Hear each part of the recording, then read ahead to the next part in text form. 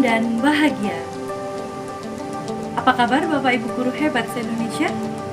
Kali ini berjumpa kembali dengan saya Nikmatus Salisa, CGP Angkatan 3 dari SDN 1 Alas Malang, Kecamatan Singojuru, Kabupaten Banyuwangi. Pada kesempatan kali ini, saya akan menyajikan tugas modul 3.1.A.7, yaitu demonstrasi kontekstual pengambilan keputusan sebagai pemimpin pembelajaran. Dalam PGP ini, saya didampingi oleh pengajar praktik Bu Sasi Andriani SPD dan juga fasilitator saya Bapak Agus Dwi Putranto MPD. Berikut paparan saya tentang demonstrasi kontekstual. Pertanyaan pertama, bagaimana Anda nanti akan mentransfer dan menerapkan pengetahuan yang Anda dapatkan di program guru penggerak ini di sekolah atau lingkungan asal Anda? Pada modul 3.1 yang baru saja kami pelajari, tentu ilmu-ilmu tersebut tidak akan kami miliki sendiri. Kami juga ingin memberikan manfaat bagi lingkungan dengan mentransfer dan menerapkan ilmu-ilmu tersebut dengan cara berikut ini. Yang pertama, yaitu mengawali pada diri saya sendiri. Dengan menerapkan proses pengambilan keputusan yang tepat sebagai pemimpin pembelajaran di kelas maupun di lingkungan sekolah, saya akan secara konsisten menerapkan 9 langkah pengambilan dan pengujian keputusan dengan 3 prinsip dan 4 paradigma dilema etika, serta tidak meninggalkan nilai-nilai kebajikan universal. Selain itu, secara konsisten pula dalam penerapan pengambilan keputusan yang tepat akan saya maknai dengan nilai-nilai dan peran guru penggerak agar tercipta well-being di lingkungan sekolah. Yang kedua, saya akan mentransfer pengetahuan yang sudah saya dapatkan di PGP ini ke komunitas praktisi di sekolah saya. Bagaimana proses pengambilan keputusan yang baik sebagai pemimpin pembelajaran dan praktik baik yang saya dapatkan dari program guru penggerak. Yang ketiga, saya akan membagi ilmu pengetahuan yang saya dapatkan ke KKG, kelompok kerja guru, di tingkat gugus maupun di tingkat kecamatan, dengan cara men-share link materi yang sudah saya dapatkan, kemudian share link video aksi nyata yang sudah saya unggah di YouTube, dan membuka ruang diskusi ketika ada pertemuan. Yang keempat, saya akan membagikan ilmu pengetahuan yang saya dapatkan di PGP ini melalui media sosial saya, seperti YouTube, WhatsApp, Instagram, Facebook, dengan harapan apa yang saya bagikan dapat menjadi motivasi dan memicu keingintahuan rekan sejawat di sekolah maupun di gugus bahkan di kecamatan untuk berkembang meningkatkan kompetensi melalui pendidikan guru penggerak. Pertanyaan kedua, apa langkah-langkah awal yang akan Anda lakukan untuk memulai mengambil keputusan berdasarkan pemimpin pembelajaran?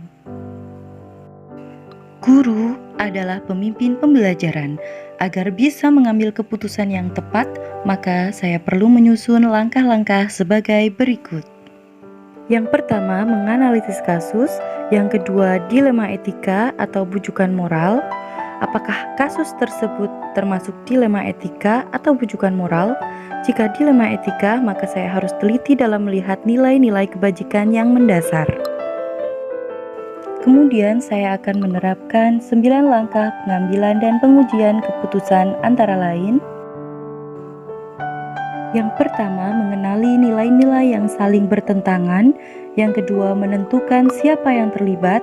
Yang ketiga, kumpulkan fakta-fakta yang relevan. Yang keempat, pengujian benar atau salah. Yang kelima, pengujian paradigma benar atau salah. Yang keenam, melakukan prinsip resolusi.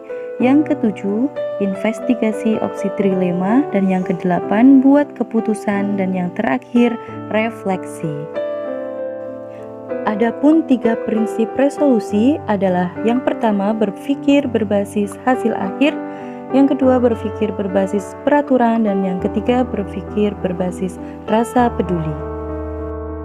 Adapun 4 paradigma dilema etika adalah: yang pertama, individu lawan masyarakat; yang kedua, rasa keadilan lawan rasa kasihan; yang ketiga, kebenaran lawan kesetiaan; yang keempat, jangka pendek lawan jangka panjang.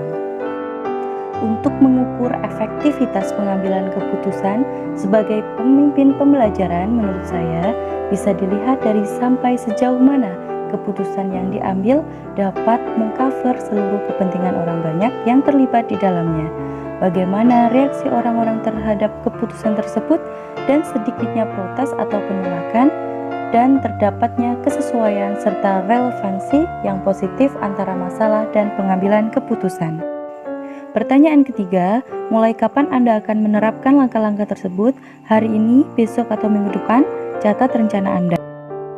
Sebagai seorang calon guru penggerak, apa yang sudah saya pelajari tentang ilmu pengambilan keputusan sebagai pemimpin pembelajaran akan secepatnya saya terapkan apabila kasus dilema saya alami atau teman sejawat alami. Saya akan menerapkan langkah-langkah 4 paradigma, 3 prinsip, dan 9 langkah pengambilan dan pengujian keputusan.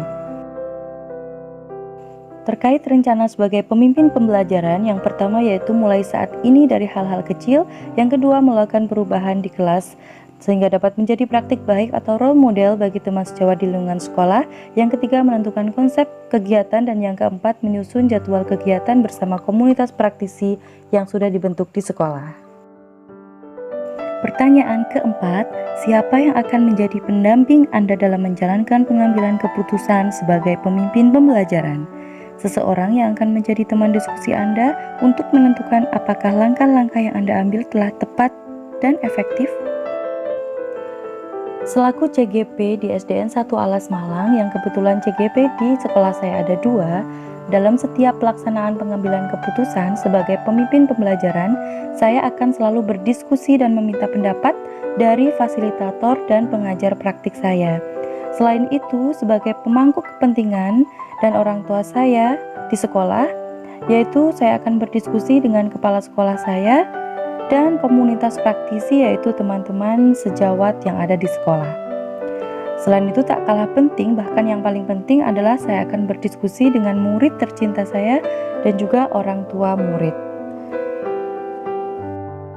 Demikian jurnal monolog saya mengenai pengambilan keputusan sebagai pemimpin pembelajaran. Semoga bermanfaat. Terima kasih atas perhatiannya. Wassalamualaikum warahmatullahi wabarakatuh.